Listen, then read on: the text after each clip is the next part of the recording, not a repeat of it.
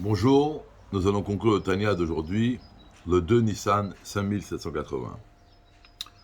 Aujourd'hui, nous commençons le Perek 38. Alors, jusqu'à la page 50 du Tanya, le Nun, il y a deux petits points au début de la page. Le Dmourazaken continue de façon directe ce qu'il a expliqué depuis le Perek 35, 36, 37. On a expliqué là-bas l'importance de raffiner et d'élever précisément les parties les plus basses du monde, en ce qui nous concerne de façon, à titre individuel, notre corps, notre âme animale.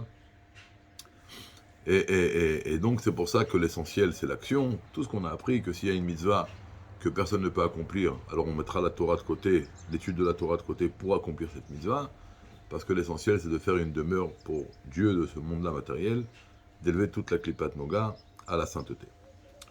Donc il dit aujourd'hui, c'est pour maintenant on va comprendre pourquoi la halakha dit que si par exemple ce matin on devait dire Shema Israël, ce soir on doit dire Shema Israël, alors si je vais m'asseoir et je vais méditer sur les mots du Shema Israël, avec toute l'intention profonde, avec toute la kavana que je vais avoir, mais j'ai pas dit Shema Israël dans ma bouche, verbalement, à voix haute, je ne me suis pas rendu compte, quitte, pardon. Pareil pour toutes les brachot qui sont des rabbanan, qu'ils ont instauré, tous les brachot qu'on doit faire avant de boire de l'eau, ou quoi que ce soit, ou Birkat Amazon qui est de la Torah. Alors tout ça, c'est la même chose. Si on va pas les dire concrètement, alors on s'est pas rendu quitte. Pourquoi? Parce qu'avec la Kavana, encore une fois, on a une influence et un impact sur notre Neshama. Mais comme on a appris, notre Neshama est descendue dans le corps, pas pour elle-même, mais pour raffiner le corps, pour le raffiner et raffiner l'âme animale, l'âme vitale, qui met le corps en action. Et donc ça doit venir par dire les brachot concrètement, parce que bien que parler, c'est pas une action, c'est considéré comme une petite action, comme les sages disent.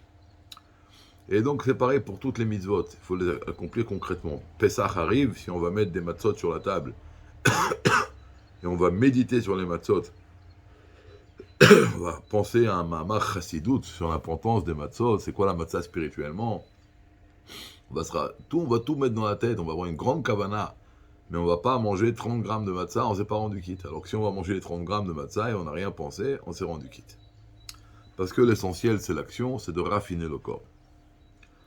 Alors, ça me rappelle une petite histoire que le rabbi racontait, qu'une fois il y avait une brit mila, et il y avait deux solutions. Ou prendre un moël qui était pas trop professionnel, mais qui connaissait toutes les kavanotes du Harizal sur la Brit Mila. Il y avait un autre, un jeune, qui connaissait très très bien le travail, mais il n'y avait pas de kavanotes. Ils ont demandé au Tzemach Tzedek, il a dit, prends le petit jeune. Pourquoi? L'essentiel dans la Brit, c'est que ce soit fait comme il se doit. C'est pas la kavana, c'est que ce soit une belle Brit.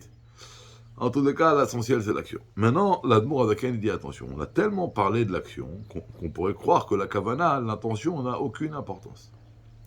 Alors aujourd'hui, il va commencer mamache doucement, et c'est demain, à mon avis, qu'on va continuer avec beaucoup plus d'ampleur, d'expliquer pourquoi la kavana, c'est très très important. Alors il commence en citant une parole des sages, qu'une prière sans kavana, c'est comme un corps sans âme. On va juste dire la préface, et demain, on commencera à expliquer. Le monde il y a 4 catégories dans le monde. Le minéral, le végétal, l'animal et l'humain. Dans chaque chose, il y a la partie matérielle de la chose et la partie spirituelle de la chose. La partie spirituelle de chaque chose, c'est l'énergie divine qui s'habille dans la chose, qui la fait vivre à chaque seconde. Maintenant, on est conscient que la partie spirituelle de chaque chose est beaucoup plus forte, intense et importante que la partie matérielle de chaque chose. On va après apprendre que, puisque le monde est séparé en 4 catégories, on va apprendre que l'énergie divine qu'il y a par exemple dans le minéral et dans le végétal, c'est pas la même. Et celle qu'il y a dans le végétal et dans l'animal est non plus pas la même. On va apprendre que plus une créature a un niveau élevé, et plus l'énergie divine qui est en elle est intense. Ça, c'est la différence qu'il y a entre toutes les créatures. Mais on va apprendre qu'il y a un point commun entre tous, puisqu'ils font tous partie de ce monde-là. Ce monde-là, il a un trait de caractère qui fait que tous les êtres qui font partie de ce monde-là, on a le même point commun. Peu importe l'intensité de divinité qu'il y a en nous, elle est complètement cachée et voilée. Alors ça, on va expliquer demain, et Bédrat Hachem, on va comprendre l'importance de la Kavana.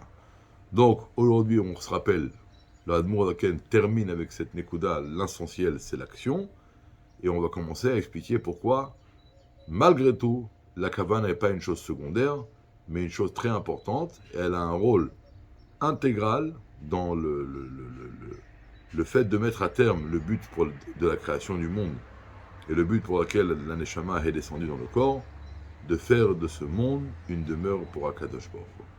As Bezrat Hashem, de bonnes nouvelles, une bonne journée et à demain.